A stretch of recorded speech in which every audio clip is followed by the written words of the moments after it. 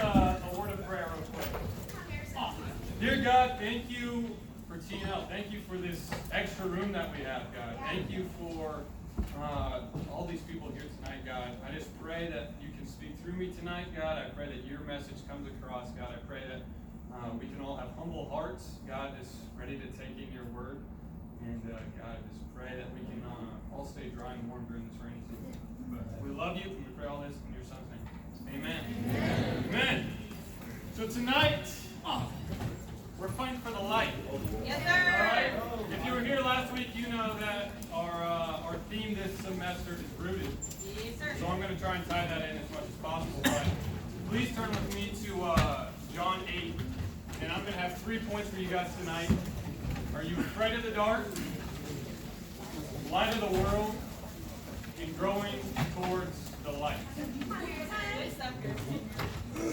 Where is that?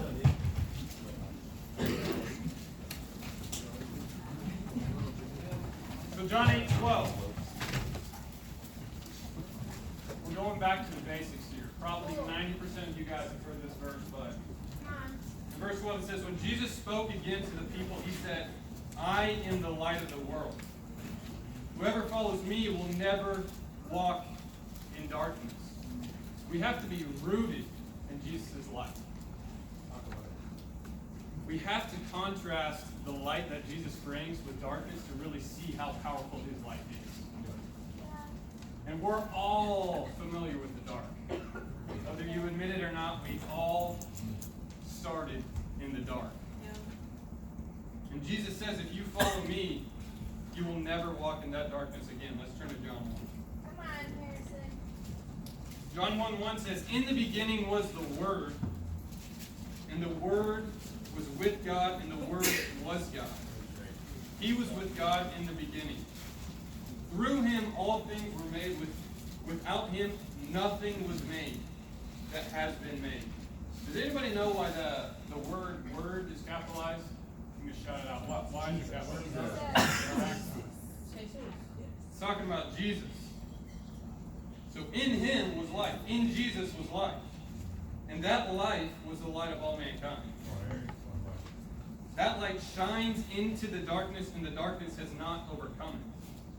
His life was the light. It wasn't some glowing whatever. It was actually his life that showed up and brought light into the darkness. How many times have you guys just felt like, oh my gosh, my life, I am overwhelmed. I don't know how to get through this. Jesus' life was the thing that brought light. He was different. He was different in this world. There was a man sent from God whose name was John. He came to witness and testify concerning the light, so that through him all might believe. He himself was not the light. He came only as a witness to the light. The true light that gives light to everyone was coming into the world. He was in the world, and though the world was made through him, the world did not recognize him. He came to that which was his own, but his own did not receive him. The fact is, Jesus was rejected by mankind. And that's not like, oh man, these guys 2,000 years ago, they really screwed up. We've rejected Jesus too. We've rejected Jesus. He was not welcomed by any of us, but we have to aim to live just like him so that we can be a light in this world too. If we don't live just like him, we're gonna be in the dark, because nothing else can bring light other than Jesus Christ. So this brings me to our first point. We talked about, how there's darkness. Obviously, if there's light, there's got to be darkness. So you can't really know how incredible the light is without talking about how deep the darkness is. And so in 1 Peter 2:9, you don't have to turn there, but it just says, but you are a chosen people, a royal priesthood, a holy nation, God's special possession, that you may declare the praises of him who called you out of darkness into his wonderful light. So there it is. We have all been in the darkness. We might still be in the darkness. We have to be called into the light. So at one point, we're all on the same playing field. We are all in the darkness. You can become a part of the light, but you can still wander back into the darkness. Everybody in this room needs to have their ears open, because we can all be susceptible to going back to the darkness. And so, are you afraid of the dark? Growing up, I'm still afraid of the dark. But, so, I'll just say growing up to make myself feel better. But, growing up, I was terrified of the dark. Playing hide and go seek, the best type of hide and go seek was in the dark. In like the pitch black dark. Like, you could be in a room just like this, and there's so many good hiding spots because it's absolutely pitch black dark. But I was scared sometimes when I was just hiding. I was just like, I feel like the walls are moving around me. I feel like I hear things, even though the person's not even in the same room as me. But the worst part was doing the seeking because you're having to feel around for objects and you're like, am I touching someone? Like, you know someone's in the corner and you're just like, oh.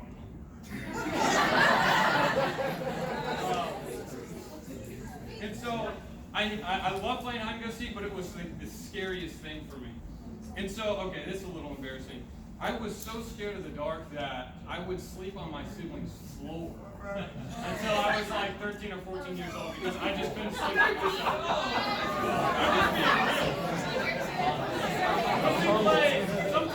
Sometimes as a campus ministry, we play Murder in the Dark and stuff like that. You'll hear me screaming the entire time. I'm so scared. Not too long ago, we had a Halloween scare room. I was a part of the thing that was being put on. I was one of the scarers, and I was still scared because I knew Cody would walk around the corner and just in between when people were coming in and stuff. I was terrified. This is probably the most sad of all the stories, but one time my grandparents live in Ohio. I was in Ohio. My parents weren't up there. It was just me and my grandparents. I was visiting. And they live in like an old farmhouse, and I was sleeping upstairs by myself. And so I turned the light on in the room. I mean, it's this bright, and I was just like, okay, I'm just going to sleep with the light on. I can't do this. And my grandma walks in right before I fall asleep. She's like, why do you have the light on? I'm like, oh, I just sleep better with the light. You know, like I just can't sleep in the dark. She was like, it's going to attract bugs. I'm like, Grandma, no! Even my own grandma turned the lights out on me.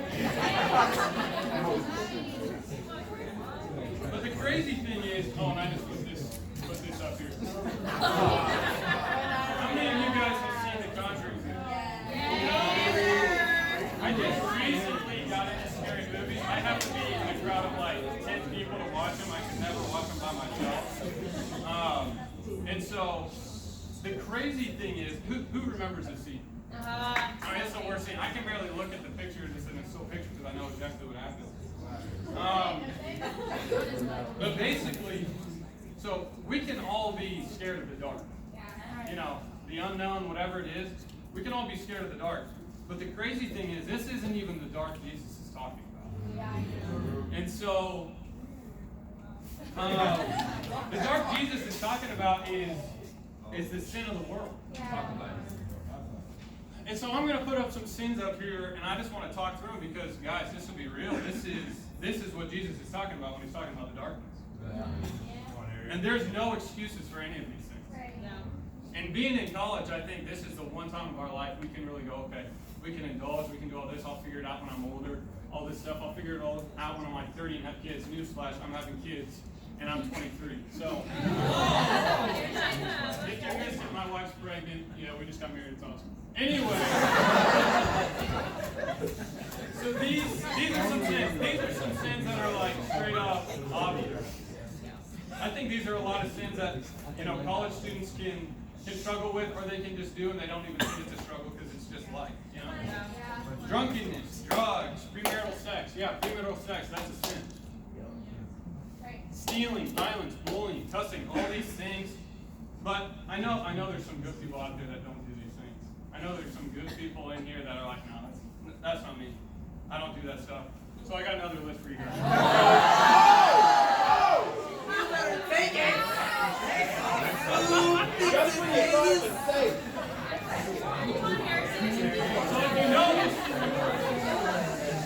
If you notice, this list is longer than the other one.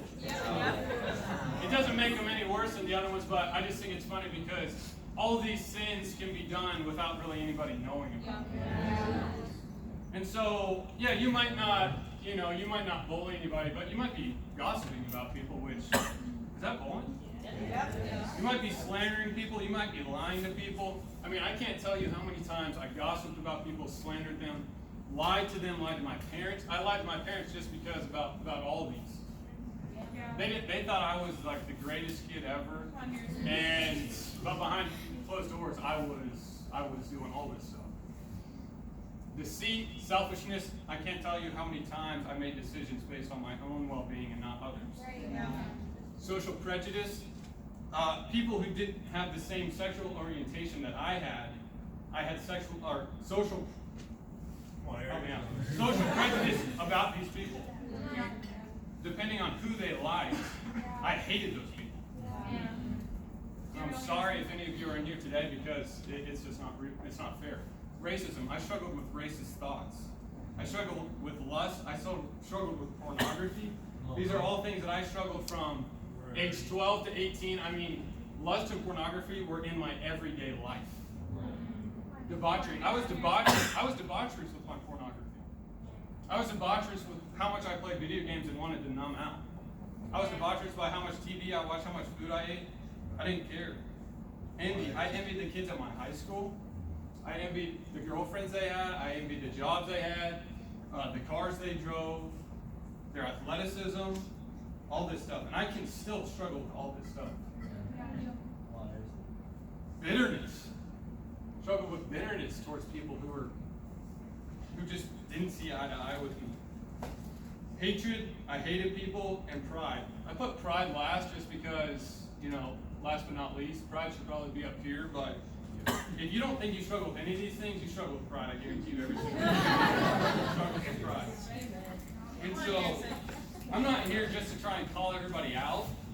I'm not here to try and condemn everybody or anybody, because I know I'm just as guilty. Jesus wasn't even here to condemn people. But I'm saying these things because I want you guys to open up your ears. I can't tell you how many times I was sitting in church and would go, he's talking about this again. Okay, yeah, I do that, but that's not even like a sin. I don't even get it. Why is he talking about this again? How many times I turned off my ears, or I would just tune them out because I don't want to hear this. I'm pleading with you guys, open up your ears, because if you guys are doing this stuff, and this is a pretty long list, but I guarantee you this is only like 100th of all the things that we get away with. And so I'm not saying this to condemn anybody, but I'm saying this because I know exactly how it feels to be doing these things. But going to church, doing the right thing, but deep down my heart was dark.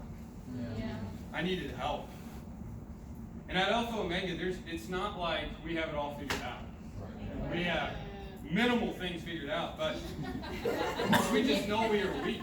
You know what I mean? We know that we struggle with these things, and we're going to be honest about it. We're not going to say, oh yeah, we're doing great. No, we're going to be real with each other because we need Jesus. And if I haven't gotten your attention yet, you will regret these decisions. It might not be in college when you're living it up, having the time of your life. You might not regret it, sure. You might regret it though when you're, 30 years old, 40 years old, married, have some kids, or maybe you'll regret it when you're 60 years old and your kids are out of the house and you realize how your sin affected them. And maybe if you don't regret it here on earth, you'll regret it on Judgment Day when it's just you and God and you have to answer everything you did. Again, I'm not trying to condemn anybody, but I just want you guys to open up your ears because I think this is really important, obviously. So, maybe some of you guys should be scared of the dark. This darkness that we're talking about up here, you should be scared of it because it ruins people's lives on a daily basis. Satan's trying to deceive you right now, saying, no, this stuff, this isn't that important. This isn't that bad, whatever it is. I get drunk every once in a while. I smoke, I do whatever. Me and my girlfriend, we love each other. So why can't we have sex? Or why can't we go to third base, second base, do everything before having sex? You know what I mean? That stuff is real, and that stuff is dark. No matter however you sway it, it's dark. And so praise God that Jesus came to the earth and shined His light on us. Praise God. My second point is the light of the world. Harrison. Go with me to John 8. Good stuff, Harrison. I love you guys. Yeah, we love you too.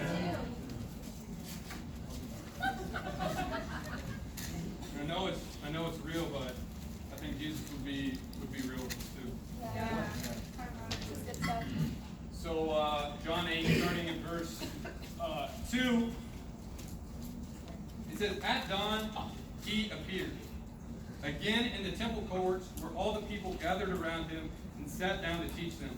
The teachers of the law and the Pharisees brought in a woman caught in adultery. They made her stand before the group and said to Jesus, 'Teacher, this woman was caught in the act of adultery. And the law of Moses commanded us to stone such a woman. Now what do you say?'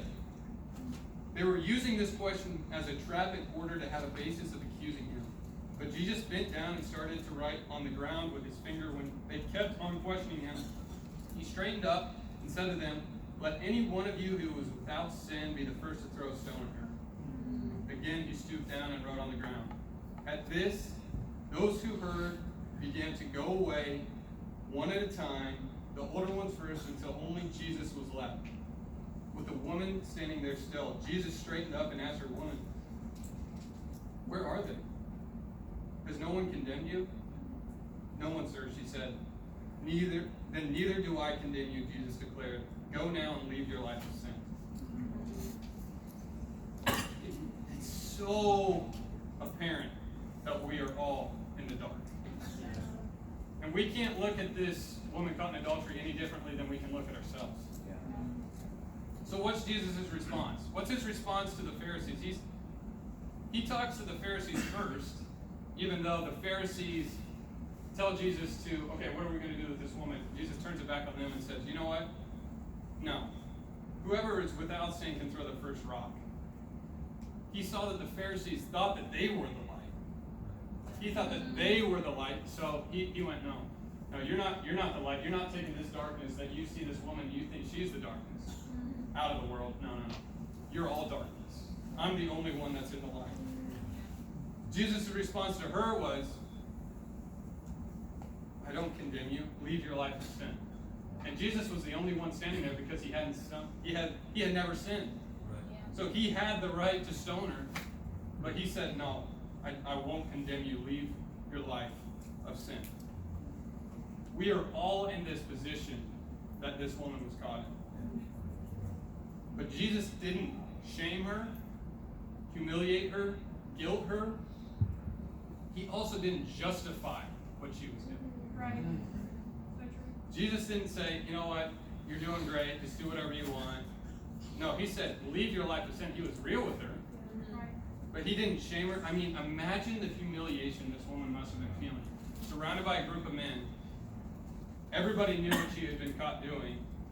And then here's this other man who says, no, everybody else leave. No one deserves to condemn this woman, and then lets her go free.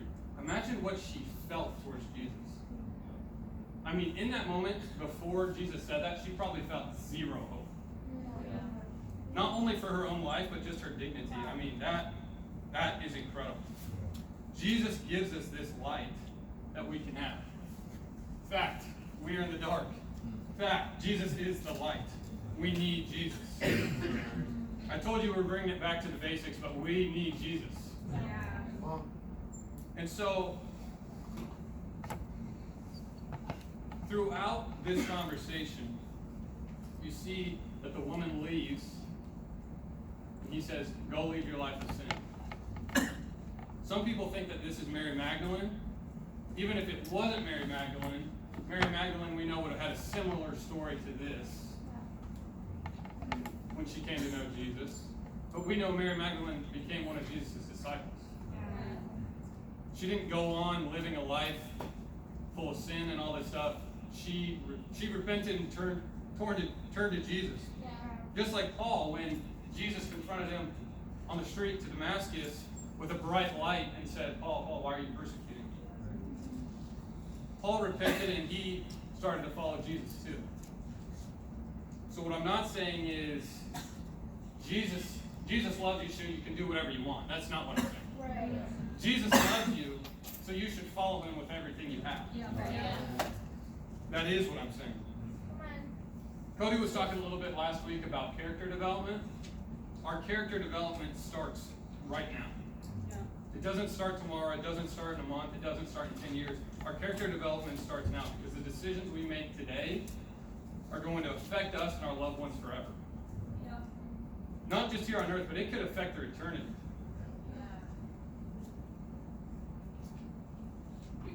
So Jesus wants to drag us out of the darkness into the light, but we do have an enemy. We do have Satan who's trying to keep us in the darkness.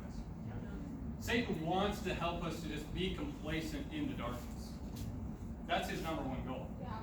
He doesn't mind if we see the light and whatever, and maybe there's like a little ray of sunlight coming in or whatever, but he just wants us to be complacent in the dark. Jesus wants to rip us out of the dark. Right. So you guys know these Febreze commercials, right? Where they blindfold these people and then they put them in these super gross places and they spray Febreze everywhere, and these people are like, oh my gosh, this is the most incredible commercial of all time. Who knows where it's been, but I think this is literally what's happening to us. We can be in the darkness, in a place we don't want to be, but Satan just sprays a little bit of Febreze and we think, oh my gosh, this smells better than my house. And so we can so easily be deceived. And some of us are okay living in a life like this. But we can't be complacent. We can't live in a life like that. We can't be complacent in the dark. Third and final point, growing towards the light. So I might educate you guys here. Raise of hands, how many of you guys know what phototropism is? Oh, okay, yeah, 4, 5, okay. I didn't know what the word was, but I knew what it was, kind of. So, phototropism, I think it's literally exactly what we need to be like. Phototropism. You like this super in-depth picture? More to come. So, phototropism is when plants literally start growing towards the light source. Here's a good example, but here's the examples that we know about. You know, you put a little plant next to a window and they start growing sideways. This one, that's kind of incredible. And then this one, they did an experiment where they put it in a box and they had a light source up at the top, and it literally grew around these 2 pieces of cardboard all the way out. And so God has given us everyday examples of how exactly we have to live our lives. These plants literally stretch themselves. You can see it here. They literally stretch themselves right here so that they can get closer to the light. And it's the cells that are furthest from the light that are being stretched to get closer to the light. We have to stretch ourselves to get close to the light. And if they don't do these things, I mean, imagine if this thing would have never grown to the light and just stayed down here. It would have died. If plants don't do this, they're going to wither up and die or grow a lot slower. So for us, I think it's the same thing. We have to grow towards the light. It's going to take work, and it's going to stretch you. It might be a little uncomfortable, but we have to do it. Our life depends on it. For me, I think too often that growing towards the light is inconvenient for me. Because it takes time, it takes growth, it takes me being stretched over here, it takes me doing this, it takes me reading my Bible, praying. It takes me just practicing healthy things, but since I want to be in the darkness and do all those things that I just put up there, it's hard for me. We can try so much to stretch ourselves after we hear a lesson like this. We can try and stretch ourselves and go, okay, you know what, I'm all in, I'm going to do this. But if you don't have any roots, you're going to fall over. I mean, if that thing didn't have roots, see it. That's on the ground, it's dead. So if you don't build your roots in first, you can't even grow towards the light. You have to have the roots first. And so in closing, guys, I just want you to remember that we're all fighting the same battle. We are all in the darkness, and we have to have Jesus' light. We need his light. We need it. We have to imitate Jesus' life. There's no one else worth imitating more than Jesus. We have to seek his word. We have to pray that God exposes the darkness in our hearts. That's a scary prayer. Yeah. But there are dark patches in there where we don't even want to know what's in there. We've pushed it down, we've crammed it down in there, but we need God to expose those parts of our hearts so that we can give him everything. Jesus is the only one that can bring light into our lives. So there's no point in trying to fill it with something else or trying to get light from someone else or the next big thing or whoever it may be. Jesus is the only one that can give us light. That's all I got for you guys.